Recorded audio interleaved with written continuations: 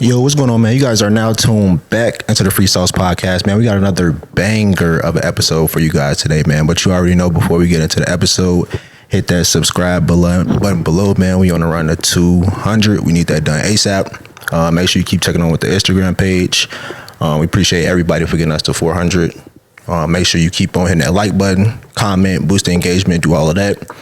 Merch, www.freesauceshop.com. Everything great material. If you're on campus, we'll pull up quick, easy like that.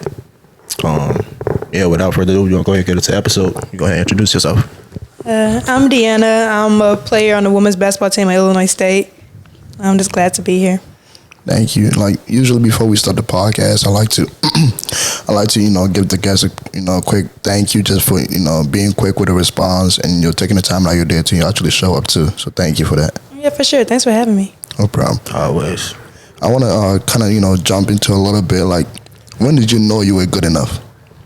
I'm kind of a late bloomer when it came to basketball. I didn't start playing until my freshman year of high school. Mm-hmm. So honestly, probably like my junior year. That's when I was like, I could probably do a little something with this. Like, how was that process? Like, like reaching out to schools and schools reaching out to you. Like, how was that process for you? Like, was it like overwhelming, or was it like, okay, how do I make a decision? I went very under the radar my high school year. I actually had a very funny story. I committed to a Division II school. I ended up decommitted in like July, had no school, so then that's when I went Juco. Now, leaving from my Juco was a little bit harder of an experience. I had several offers that was kind of like overwhelming, but at the same time though, I felt no pressure trying to pick a school. Like, I feel I couldn't make the wrong choice, but I'm glad I came here. When I was talking to the coaches here, it was just a different experience, a different feeling. Okay. And then on top of that, too, though, like, how is the skills level between Juco and D1? I don't think it's too much different. You got some dogs at the Juco level that's just like some of the cards that were dealt was just unfortunate. I've probably had some of my toughest competition at the Juco level. Yeah, I think we hear that a lot of time when it comes to like sports in general, especially in like basketball and football when it comes to JUCO, because a lot of times kids, it's either like it's a grade problem, or like she said, they coming from like just a rough environment where they'd be like the school that they came from didn't have many opportunities, they didn't have coaches around, they didn't get to showcases and shit like that. So it's a lot that goes into like going to JUCO and shit like that. Or some people just prefer the JUCO route because they might have D2, D1 offers, but they know, okay, I got somebody at my position right there, so I'm probably not going to get the playing time, or that's been communicated to me. I'm not going to get that playing time, so I'm just going to go ahead and go to JUCO route and grind. Right. That's exactly what's up, too, though. Like, when, like, nowadays, like, women basketball be taking off. Like, I really ain't pay attention to women basketball, so, like, recently, because, like, that was, like, my fault, too, not neglecting, like, the talent on that side. But, like, no, that ain't your fault. For real though, it ain't been like real entertaining until like the last, I say 4-5 years. That's for sure. It's been entertaining. The platform has finally got there, so now everybody want to be on notice. But you can have players up that did thing could probably hoop a couple of the players in the NBA right now. So what you think for like has like projected it in the last couple of years? Why we watching it more? I think once the platform grew, you had a lot of players.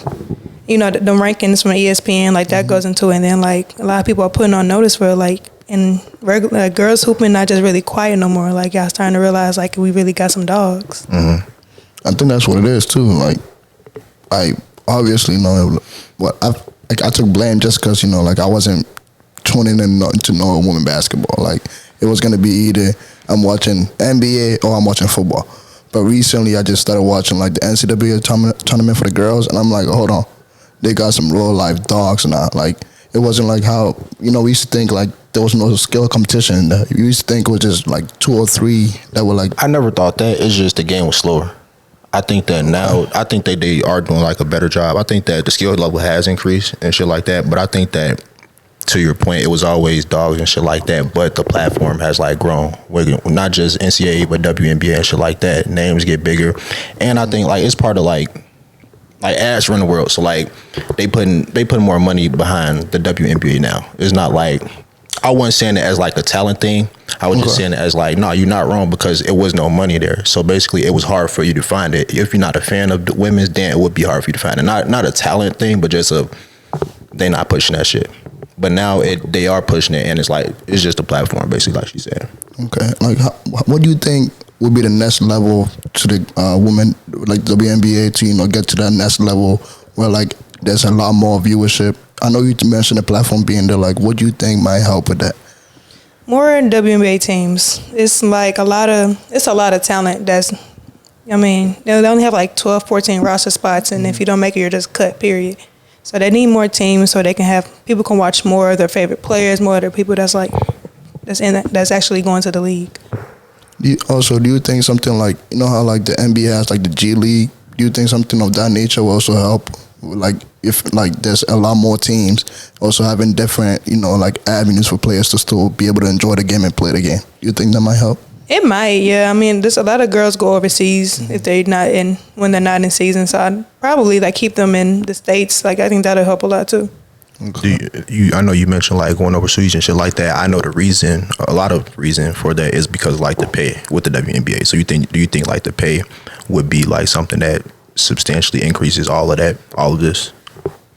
I don't think the pay matters as far as like the viewership goes, but the pay matters for the athletes that's putting in time for that. Yeah. But like for the viewership, no. Yeah. Okay. And then also like, like with, I think also what might have actually brought a lot more attention to might have been the NIL stuff, like you start to realize like, okay, not only men are actually getting paid in college now, like you guys just start realizing like, okay, like you start to realize there's many more avenues and more athletes that are involved with this, people getting paid. So like, do you think also that had a factor in the viewership for this past like year at least? I think NIL helped a little bit, yeah.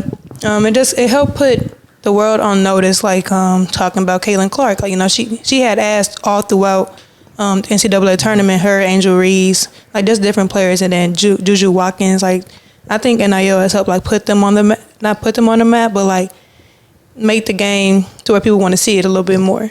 Right. Okay. I wanted to kind of switch gears and just focus a lot more about like your career. I said WNBA, like I said, basketball player. Like when, like what, like I want to ask you, like, what has been some of your favorite memories playing basketball, and then on top of that too, like, what has been some of the most difficult things that you have to endure while playing basketball? Part of my greatest memories is mostly like the friendships I made, and it's just like we're a bunch of girls, and it's just been like an up and down road where it's like you get so many different characters, so it's always something, and it's always a great time. And I've always, like, even at Juco, like, even here, it's always been such a fun time just learning about my teammates, the new staff that comes in, the staff that recruited me, things like that. I think the hardest part is, like, when we start the season, and we just, like, it's just a grind all day, every day, and it's just, like, having to keep your body in shape, just eat healthy. I think that's probably kind of, like, the hardest, I would say. Do y'all get like a lot of transfer students and shit like that? So it's like gelling with new teammates. Is that part of like the new season and shit like that? Or do y'all for the most part have the same team except for seniors and shit like that? I mean, for the most part, you always gonna get a couple transfers that you have to like accommodate, and then you have to like acclimate them to the new system and stuff. But it's, for the most part, usually people will stay, and we just like gel the way we used to. Mm-hmm. What's some like team building activities that y'all do to help like team chemistry and shit like that, or just like a team out and y'all got a couple days off or something like that, or a weekend off? Sometimes we'll just go to each other's houses and chill. I know when we're on the road, we just did an escape room not too long ago, so just breaking us into teams, like 2 teams, and then we go to dinner a lot too on the road. It's hard to do it more so in season, like at home, but whenever we on the road, our coaches was very good about not making us.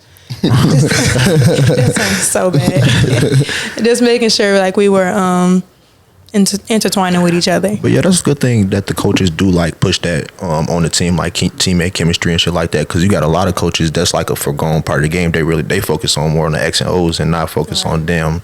They do got to get along, or they don't have to get along, but they do have to have some type of, that does help on the basketball court when they are personal friends, or they do like have a better fond memory of each other. in Right. any sport, not just basketball, baseball, football, any sport really. Team chemistry through the roof. I think y'all get a lot more accomplished on the court. And then I also wanted to, touch on, like when you mentally check out sometimes, like you don't want to be there or anything like that. Like, how do you try to, find the right place so you can always be there for your teammates? I think in that time, because that has happened to me before, I just had to lean onto God for a little bit more strength with it. He's never failed me. I don't think he's going to start. So just have to lean onto him a little bit more in those type of moments. And then my teammates always loved me. They always cheered for me. So they keep me strong as well. I feel like sometimes, that's something that, like, a lot of people don't touch on enough. Like, the mental aspect, like, sometimes as a viewer, I might think, okay, like, you getting paid this much and that, you might as well play every game, but sometimes, though, it's like, okay, at the end of the day, you got to realize they're also human beings at the end of the day. Like, shit happens. People go through shit. So being able to understand that, I think that's what we lacking from the fan aspect of the sports. Yeah, but I don't really think, like, nobody will understand until, like, you're in their shoes. So it's just a thing of having to just pay attention in a sense. I was just going to say that's something that probably going to never change because as the fans, we get kind of, like, greedy and shit like that, and we don't put ourselves in their shoes. We don't humanize them. They looked at kind of like as celebrities to us and shit like that. So when they looked at like they're looked at like that, it's kind of like we expect them to be there every night, no matter if they back hurt and they grandma just died. It really don't matter. When we get putting our money into it, it's like we expect y'all to be there. But I feel like we do need to do that. But like she's saying, it'll never fully be there because they just won't fully understand and grasp unless you really been in the trenches like that. That is true. And then I wanted to, sometimes you might have to go work out alone. You might have to, go work on your game and things of that nature. Like, what is some parts of your game that you always try to improve on, and like, things of that nature? Mostly my touch around the rim, and then my shot. I used to not be able to shoot at all. It was kind of sad. But whenever I got into the gym, I needed to shoot the mid-range in order to help the offense flow a little better. And obviously, like, I'm a post player, so that just comes. I just need to have good touch around the rim so I can learn how to finish at all angles. I think that's really what I emphasized whenever I got into the gym. I did want to touch on the season a little bit because I know you had a lot of highlights. I seen you damn near every week. It's a new highlight out, whether it's from Mo Sports, shout out Demola and the whole team over there. They do a great job and everything. But whether it's from them, ISU or something like that, every week I'm seeing some. So I just want to give you props on your season and things like that. I did have some stats that I did think was like crazy as hell. It say she finished her career with 1,545 points, which is 7th program history. Hold on, and she talked about she ain't really know how to shoot. That's crazy. That's crazy. 7th in program history, 867 rebounds, 2nd in program history, obviously double queen, 395 career free throws, 2nd in program history, and 25 career double-doubles with this 4th in program history. And then also one of 2 players in program history with at least 1,500 points and 800 rebounds. So that's crazy. A lot of stats, a lot of history being made and things like that. So I just want to give you props on your season. But like, kind of, was it something before the season that you felt like, man, I'm locked into a different level. I'm feeling it this season. I'm really just ready to give it my all right now. Yeah, it was my last one. Yeah. I just wanted to leave it on the court where I can say I did everything I could this whole year. Mm-hmm. So, like, what was going through your head? Let's say, like, the game before you realized you were gonna, set all these records, right? What was going through your head? Was it like, okay, no matter, once I touch the ball, I'm shooting? Or was it like, what was going through your head at that moment? I honestly didn't know I had those records. I knew about the rebound one, and I knew about the double-double one. I tried to get to the 10 rebounds. I'd always stopped at 9. Yeah. But as far as the scoring, that one just kind of came. I didn't even realize it. And you just touched on you not being a scorer. I think you need to give yourself some props on that side of the game. Yeah. Shit, top anything in program history, I think is like it deserves a acknowledgement, but not just one category. It's multiple categories in different lanes. You feel me? So I think that's just always it needs to be highlighted, especially in a women's game and shit like that. Because I feel like in the women's game, it's a little bit not hard to be consistent, but it's like when you're consistent at that level, at a high level, it shows like the preparation, it shows the dedication and things like that. Exactly. So it's always good to see that. And then I kind of wanted to, switch gears a little bit. Like, you're not only just an athlete, you're a student too. So, like, how do you prep yourself for like days when it's like, okay, like I don't have basketball, I don't have no type of excuse to be like, okay, I can't get my work done or anything of that nature. Like, how do you still remember that you were a student? We have academic coordinators. He sent me a to-do list every week of the homework I have to do. If I have anything outside of like class or homework, that's something I have to remember. But his name is Brent. He does a great job of like keeping me on track of school, making sure I was going to graduate, and he's just a great guy. Like, I don't think I'll be this far in school without him. That's major as hell. I wish I had a nigga not a nigga specifically, but I wish I had somebody that was on my ass, like lay my homework schedule out every week. You know how easy school would be? If they just had everything laid out, they got all assignments and shit like that all in one place every week. Did they go through your schedule for classes and everything to make those plans? Mm-hmm, yeah. Oh, wow. Yeah, crazy, man. That would make life so much easier. Hell yeah. We talk about it all the time. Like, I think organization is one of the biggest keys. Like, when you're in college and shit like that, especially in the beginning, because it's like a lot of shit that be hitting you at one time. So if you're able to have things organized, calendar, you got your schedule out, boom, boom, boom, boom, boom, I'm doing this my even free time, lay it down and shit like that shit go a long ass way. Now, following it, that's a different thing, but laying it out, I think that's right. That's a step in the right direction. I just feel like sometimes too, you gotta be able to visualize what you need to be done, like what needs to be done in order to actually do it too. Because we can all plan and execute, but sometimes like without a vision for it, without actually seeing how you're gonna actually go through it, niggas don't be having a map. That's a problem. But low key too though, like so you graduating this year? Yeah. Okay, so what are some plans that you have upon graduation? I want to play overseas. I just signed I haven't signed, but I have an agent I'm going to work with. I just had a combine when I told you I was going to Cleveland this weekend. Yeah. That's what I went there for.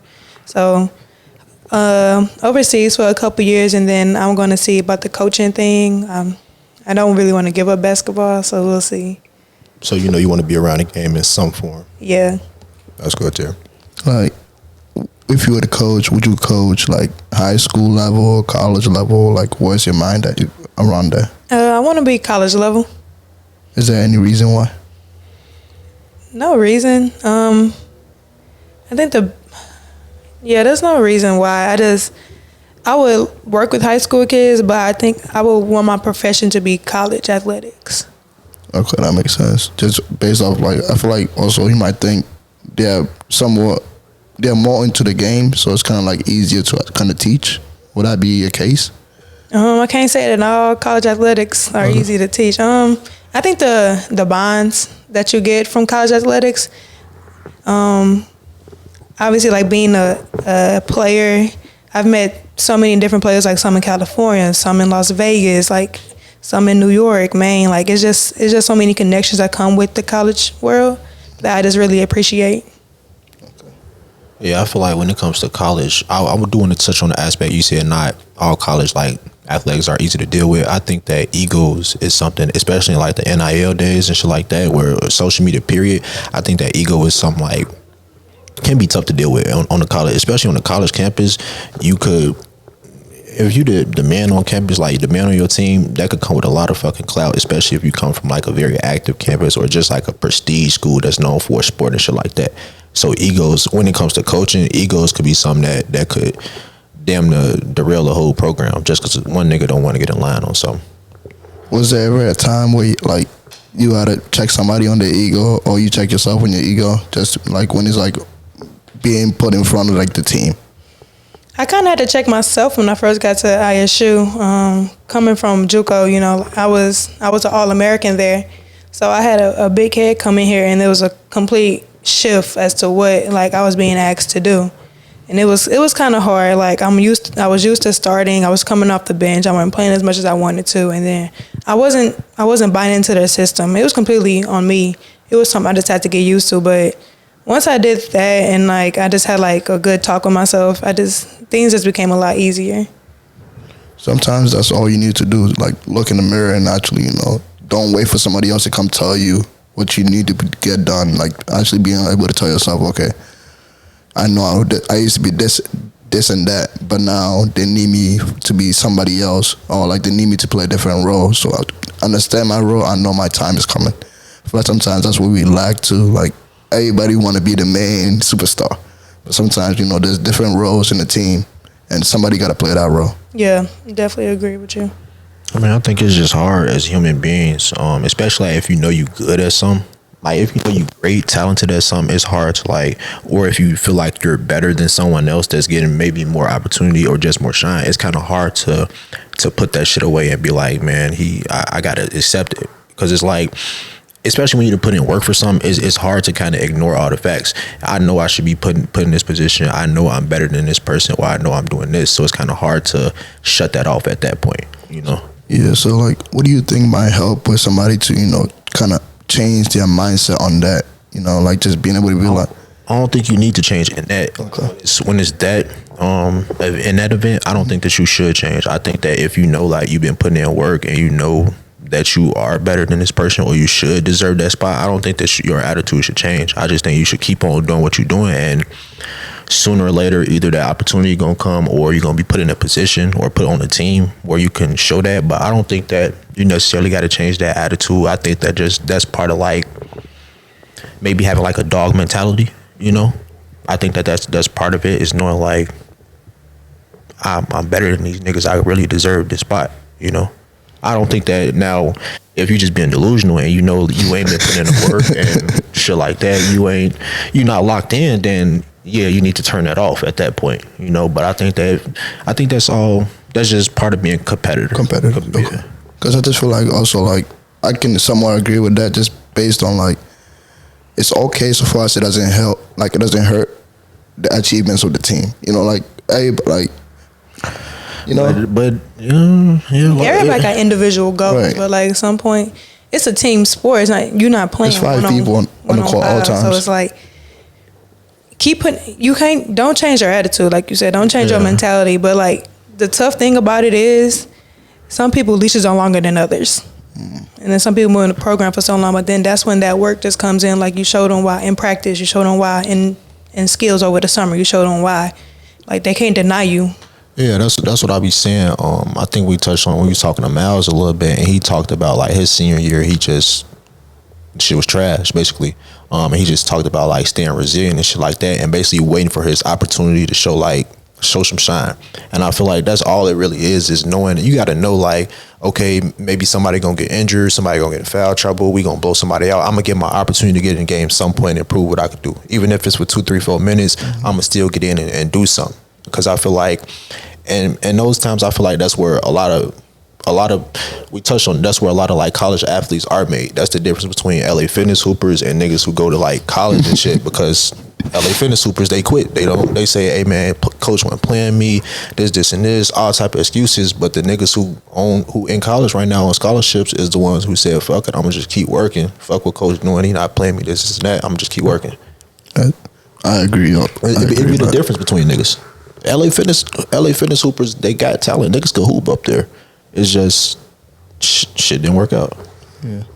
And then I kind of on top of that too, like, has there been any moments where like you might be a couple guys on the, like, let's say on the man basketball team that you watch them practice or anything, like, I think I could take you one-on-one. Has there been like, I'm just saying, has there been like any type of incidents like that? Because I just know a lot of women will beat me one-on-one, regardless of the situation. I just know they're gonna beat me. So has there been any time in the gym where you're looking like, if my life was on the line, I'm beating you one-on-one? I mean, yeah, I've been to a couple of gyms with some guys. Like, obviously, I just have to like prove I hate that. Just prove myself like I can really hoop. Like, y'all not finna just keep trying to not give me the ball. Right. Yeah. But as far as the men's team go on, I can give a few of them a bucket. Like, you wanna say some names? Miles. Yeah. Oh shit. Hey, Miles, my bad for the question, bro. Yeah. No, I think it's always good to have confidence and shit like that, especially when it comes to co-ed sports. You always gonna need that competitive and shit like that, and it could it toughens a woman up, especially if she grew up around playing with brothers or cousins or shit like that, or just at the park and shit. You most likely playing with boys at the park. There's not many girls playing, so I think that'd be a time where women could like really just learn toughness, really. Bro, that's also like sometimes too, like it shows that you still like you a dog, like being able to compete with them, and like kicking them off the court, having another team come on, kicking them off the court, it shows that like, okay, she's not to be played with, like it gives you a sense of like knowing like you belong, Yeah. And then I kind of wanted to switch gears a little bit, like, has there been any times where like your back was really against the wall that you had to like persevere on the court? When we had won the NVC, I think it was 2 years ago. We had went on a 4-game losing streak before we went into the tournament, so that was kind of we was at the top spot. We dropped to the 4th. Oh shit. I was the second leading scorer at the time. We had Juju. I'm not sure if you guys know her. She was a dog. She kept me going, and then our championship game, I just couldn't seem to stay on the court. Like every time I went on there, I got a foul, but I got fouled with like 0.8 seconds left. And I had 2 free throws. I missed one, made the other, and then we ended up winning that game for the championship. It was just like A sense of relief. yeah. Hell yeah. Like like the lights is bright. Everybody's looking at you. Like Yeah. Do you feel like you gained something in that moment though? Like you kind of like you came out on the other side like having gained some like confidence or gained some toughness or shit like that in moments like that. Do you feel like you gained some after that? I feel like in those type of moments, they make you tough. Like you can't be tired. Like you just like you have to find a way. And I think that's what that did for me. In a way, yeah. Like it's good to hear that, just because like everybody dream about like hitting the last shot on the basketball court or like winning the game like that, but then you get to the other side where it always don't happen that way. Like sometimes like somebody else has to be the person that do it, and then for you to be in that moment, miss one, and still be able to realize like, okay, we won, but this is a great feeling at the end of the day, like being able to still be able to lift up that trophy, Yeah, it definitely was. And normally with all the athletes, we typically when they come on, we ask them what professional athlete do they think that they're most comparable to? So who in the WNBA do you think your game is like most comparable to? Or would you say kind of it molds in that way? Or it could be college as well. I want to say Deanna Wilson, just for the fact I'm more of a face-up player. She's more of a mid-range. She can shoot the 3. I'm not really a 3-point shooter, but just in the sense of more of a mid-range game. And she's a great rebounder too. She is a great rebounder. A dog though. Yeah. She a dog. Bro, she gonna get it anyhow she can, bro. Sure, she's tough. Yeah. Like, what? Like, let's say a game on the line, right? Ball in your hands. 3 seconds left. Ball in your hands. What's your go-to shot? It depends on how the defense is guarding me. I can't lie. See, I'm not really good at breaking down defense, so you might need to take that charge. A lot of times when I face up, teams sag off. I have a shot. I usually take it. If they sag off, I'm going to take the shot, and just have ultimate confidence I'm going to make it. But if they get up, dribble, middle, spin, move, lay. That's tough. Okay. Dribble, move, spin. I feel like that's too much happening in that little 3 seconds, like. Yeah. When it comes to a big body to it like that, somebody who know how to move their feet and shit like that, I feel like anything, spin moves and shit like that is gonna get the job done. Especially when in those moments, I feel like defense is overplay. So you could draw a foul, anything like that. I feel like it's a lot that could happen during that time. Okay, that's pretty impressive. Like when you watching a game, right? Are you able to like sometimes break down plays before it happens? Like let's say you're watching a random basketball game or like watching a WNBA game or college basketball. Are you able to like break down plays before they happen? No. I usually see it like after the fact, like, oh, she just said a stagger, so they had to chase. Like, but like as far as like breaking it down before, no, I had to see it and then like break it down. So what happened afterwards? Yeah, that's pretty cool. I just feel like anybody that has that type of, even like being able to break it down after, that's pretty cool to know about sports, because like sometimes like you need the science of the sport too. Like you need the little breakdowns, because Shit, I watch basketball games. I just watch for the 3-point. I just watch for the lap. I don't understand shit, to be honest. I'm just watching for the score. So like being able to actually see people that can break down the game and make it more like interesting in a sense, it helps. Definitely, I feel like something that's what's missing from the game. People that's able like more X and O's type shit. I know we see him right now with LeBron, his podcast and shit like that. It's more of an X and O's, breaking down the game type shit. I think that when somebody able to understand like that, and I feel like a lot of times that's where the best coaches and shit are made at, because they're able to see the game from all point of views and different lenses, and they're able to break down and explain shit differently than other people are. So I feel like when you got a mind like that in the game, it makes everybody's job easier. Coaches, players, everybody, when they're able to pay attention to all the X's and O's and everything that goes on the basketball court. Right. And then, did you play any other sports growing up, or was it always like basketball? I did volleyball for a couple years in high school, and then my last year I ran track. I was so grateful for that. When I got to Juco, my Juco coach ran us so much. Yeah. You didn't really like those sports, or was it just that he ran y'all so much you didn't fuck with it? Volleyball was cool, but I had a head coach that was basketball or nothing. So I just ended up dropping it and just playing basketball. Look like you made the right decision. Yeah, I'm very thankful for that, you know. Because sometimes, you know, like, coaches might steer you wrong, but look like that coach didn't steer you wrong. You ever had a coach like that in high school? Yeah. Yeah. It's just because, like, when you're better at one sport, they always want to keep you in that one sport. I had a coach that wanted me to run track, and I was like, yeah, no, I like soccer better. So I quit track. I mean, volleyball definitely, I really wish I would have kept doing it.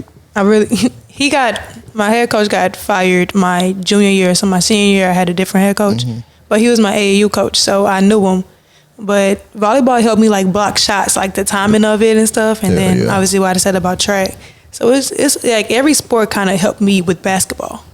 I was just gonna say we do see a lot of athletes do other sports though when they're in the off season, specifically track and shit like that, just because it helps with speed, strength, mobility, and all of that. I think track is a hell of a fucking sport. It's just so fucking tough. Like who wants to run for fun? Like, I be telling niggas, you run for fun. Stop talking to me.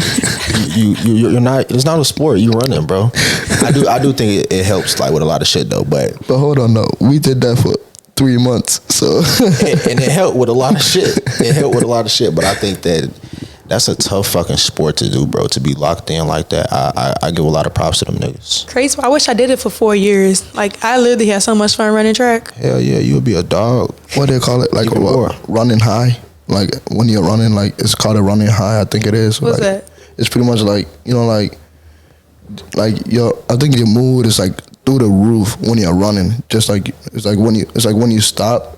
My shit was through the roof when I was running. Yeah, they call it running high. I don't really know the science of explaining it, but I know that's what it is. A little bit of dopamine. I never heard of that. Yeah. Give you a little bit of dopamine. Yeah, it's just your mood is through the roof. Like, like that's why like you can run for so long without actually feeling tired. Who can? I say like that's why a lot of people can run for so long without getting tired. When you're jogging and things like that, you could probably jog for like 30 to 45 minutes without getting tired. Who? I can. Shit. you a different breed though. But it's only a jog though. It's not like full speed running. Like no. Yeah, that full speed shit. It could keep that. But I wanted to, you know, kind of a little bit like what you going to school for? Like what's your major and everything like that? I major in criminal justice and I have a minor in psychology. Okay. I know basketball has to do a lot of like psychology, right? Yeah. Yeah. So like, how do you try to put that in the game kind of together? I didn't really put it with basketball, right. But I have a teammate. Her major is psychology. She went into that because, you know, we talked about earlier mental health with athletes. I think it goes just because like people think like we're all our sport and we're just so happy with, but like when you're not performing, it can bring you down to a place like you never thought you could go. And I think that's when like the psychology part, like you have to know how the brain, you have to know how you feel, like things like that can go into that. Okay, I think that's really like a major that's like they don't stress it enough. It's like I feel like it's not really stressed. Mental health. Yeah, like psychology, that's a major. I think psychology run the fucking world. I think so too, but I don't think it's stressed in college for real. You don't think so? I don't think so. Shit, everybody. A lot of girls that I meet, I will say, are psychology majors. I hear nurses and teachers. At least we in a nursing and teaching school, so that is true. Yeah, I feel like psychology run the world because I mean it's the way the fucking mind and the brain works in any situation. I feel like if you know a lot about psychology, you're able to like navigate through a lot of situations a lot easier. A lot quicker too. Navigate through a lot of like tough situations easier because you know how to react to shit and you know what feelings are going to be felt from this. That is true. So I feel like anything with the brain and shit like that, it just sounds difficult to me. Yeah, learning it is hard. It's basically learning about yourself. I do hear a lot of times when people are learning psychology, they can like they see that damn it is true because they see a lot of things that in their real life that matches up to whatever psychology is teaching. So how did you decide on your major? Like, did you come in knowing you were going to be criminal justice and psychology, or did you do a trial and error to figure out like what was going on? My major was always criminal justice, but I wanted to go to law school. Mm-hmm. I took a class talking about the deviancy of children, the juveniles and stuff, and that kind of helped me wanting to work with kids more so than go to law school. So that just kind of changed it around. And I took a lot of psychology classes, and it kind of made me want to stick with it. So that was that. I really wanted to work with juveniles, though. Yeah, I feel like Ricky touched on it all the time, too. Like, sometimes to actually get to know people, you gotta touch them during, like, their teenage years. Like, that's the most important time to actually try to get to change people's lives for real, because that's where, like, you know, we developing, we're growing, and sometimes, like, it feel like we know it all, but we don't really know it until we have people to help direct us, you know, because sometimes it is really difficult not having, like, people, role models to help you, guide you, you know? Right, yeah. Yeah, I think, like, when it comes to what you said about, like, getting to kids in 18 years or before they 18 years and shit like that, I think that's crucial, bro. Like, just look at yourself. I would say you 22, 23 right now. So I say look within the past 5 years, you really haven't changed much of, I would kind of say, your core principles. You went through a lot personally probably, but I would say like you kind of get more stuck in your ways as the year goes on, as the years go on basically. And I feel like when a lot of people, well, trauma basically shapes people. So I feel like, and a lot of times our trauma does come from those early late teenage years because we're going through so much, our bodies are changing, we're seeing the world differently from what has been told to us for the previous 15, 16, however many years. So you're able to kind of get your own view of the world. So I think it's a lot that's going on around that time. So I feel like if you're able to influence people early on, I feel like it's gonna go 10 times. It's gonna cut 10 times deeper than if you try to hit somebody at 22, 23 when you get more stuck in your ways. You kind of figuring out and you seeing shit for what it is at that point. So it's kind of hard to come in and be like, look at shit this way. That is true, because you already have your mind made up, not like 90% of the time anyways, by the time you're like those type of ages too. And if you're like a real headstrong person, it's going to take a lot for you to change your mind on something. You know, you're going to have to come with some real concrete evidence for me to change my position on something, especially when it's like, it could be life altering.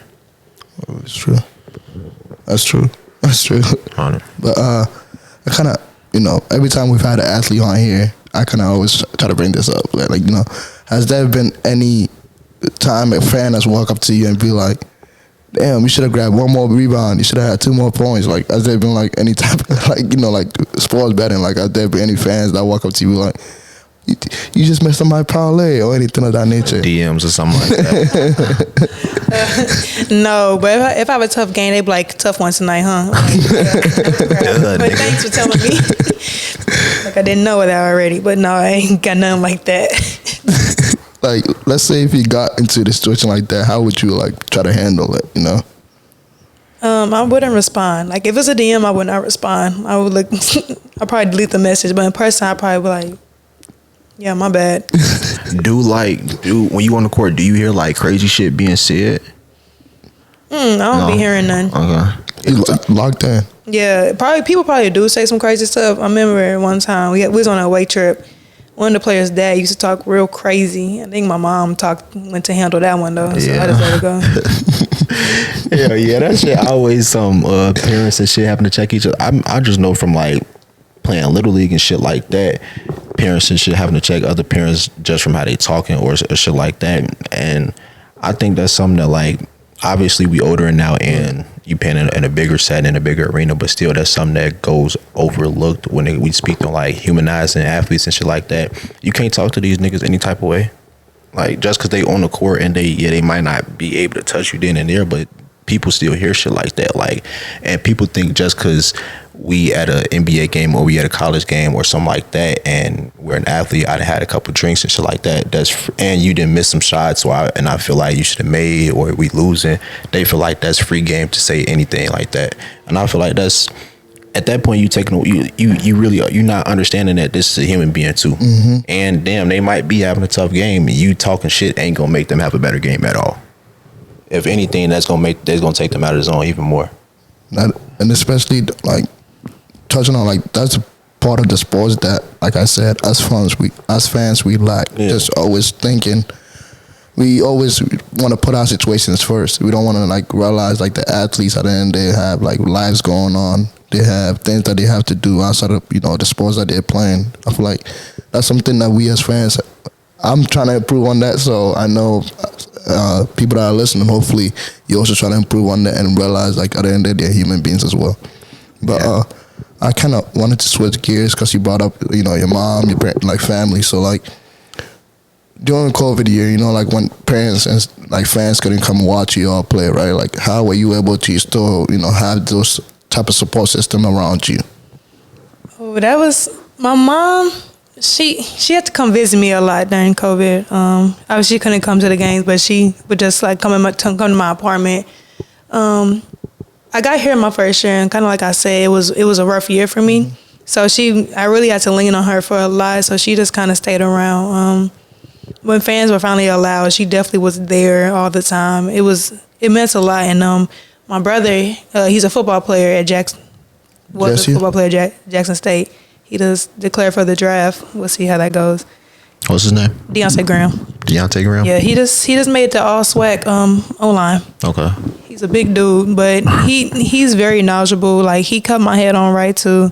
So they really saved me more than what they know my COVID year. I feel like sometimes, like, we hear that a lot from a lot of the athletes. Like, that was one of the hardest transitions that they had to deal with, especially not having parents there, fans there, just you and your game. So, like, being able to actually, like, see how your folks were still there for you during that time.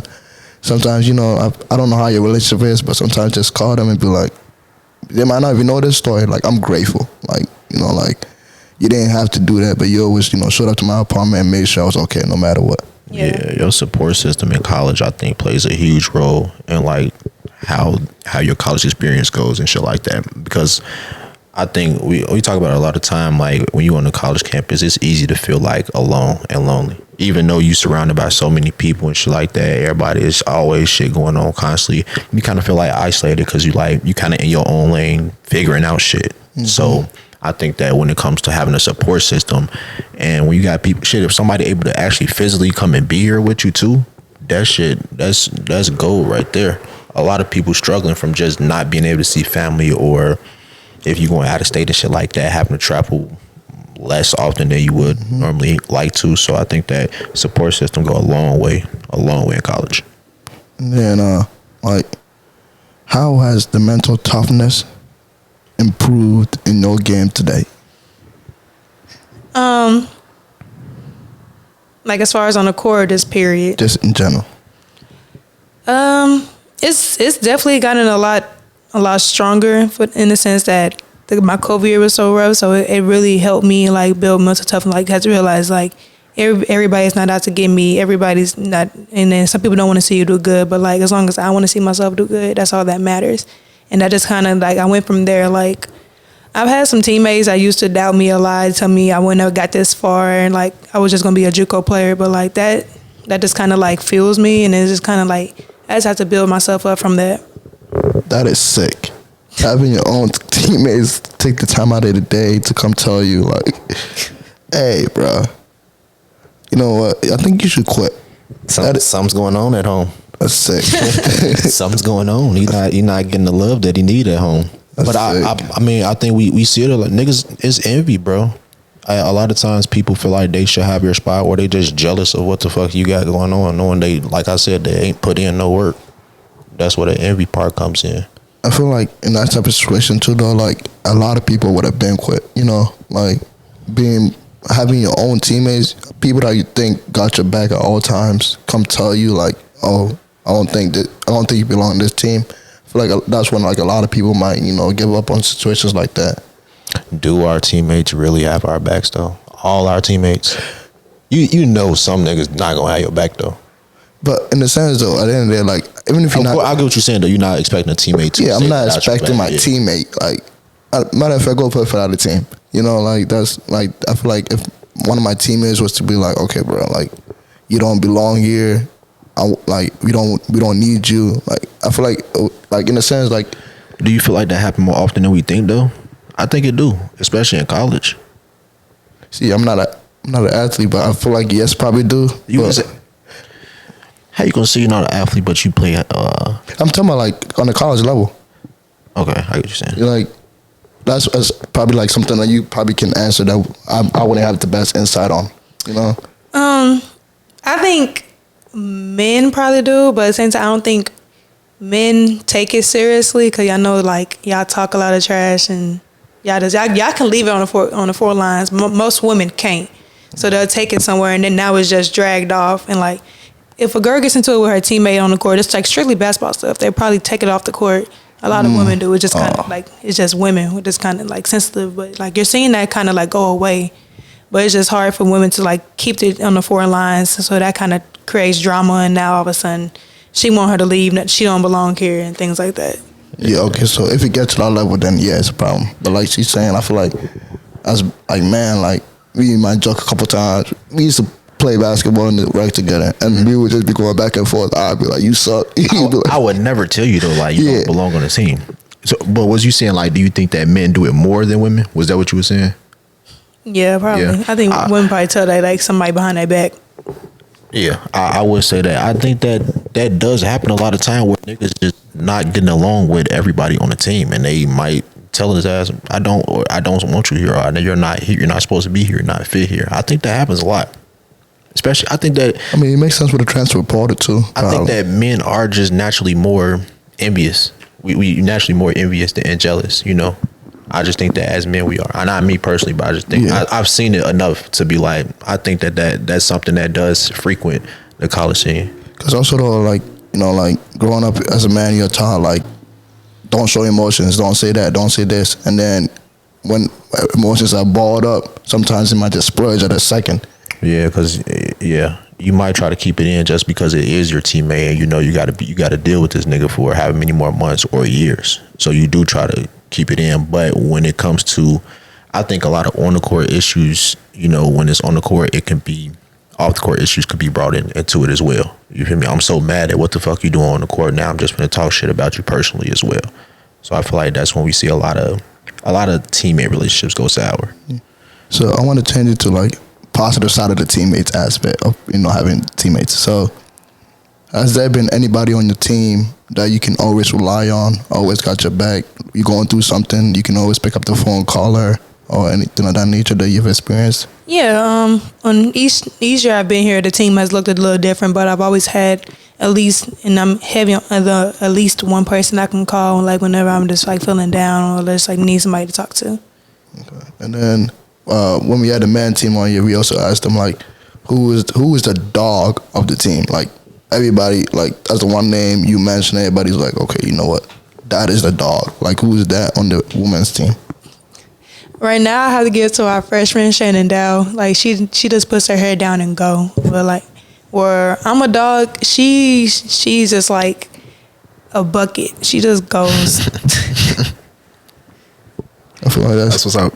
Especially coming from like, as a freshman, hearing that coming from like an upperclassman, you start to realize like, okay, I've earned respect on this team. You know, like sometimes, you know, like sometimes egos get in the way. People don't want to tell you and give you like flowers that you deserve at the moment until maybe they leave or situations. So being able to say that, she probably gonna listen to this and be proud of, you know, reach out to you, be like, oh wow, like you actually think I'm a dog. No. She knows she's a dog. Like, you don't even got to tell her. She knows she is. Yeah. That's good. But we do want to thank you for coming on the show, man. It's been a wonderful episode. A lot of game, a lot of gems been dropped. Before we get out of here, you got any questions for me or Austin or anything, or the podcast in general? No. No. All good. You got anything else? What is one advice that you want to give to student athletes, and then on top of that, outside of basketball and in life general, what is another advice that you might give to college students too? I think for basketball, just not let basketball be your only hobby, and let it consume you. And then when it comes to life, just put your head down and just figure it. Like, just keep pushing. Like, when even things get hard, just keep pushing. Well, it's been a pleasure to have you on here, and like I said, thank you again for making this transition really smooth. Yes, sir. Thanks for having me. Before we get out of here, if you want to get the people somewhere where they can get in contact with you, socials, anything like that. My Instagram is deannaw.24, DEANNAW.24. And before we get out of here, please, Pre-Sauce Podcast listeners, please always remember, never stop learning. Never stop learning, man. Pre-Sauce Podcast, we out. And we out. Off the muscle, I ain't got no time to waste. I'm my only competition. I move at my own pace. Got a bad bitch. She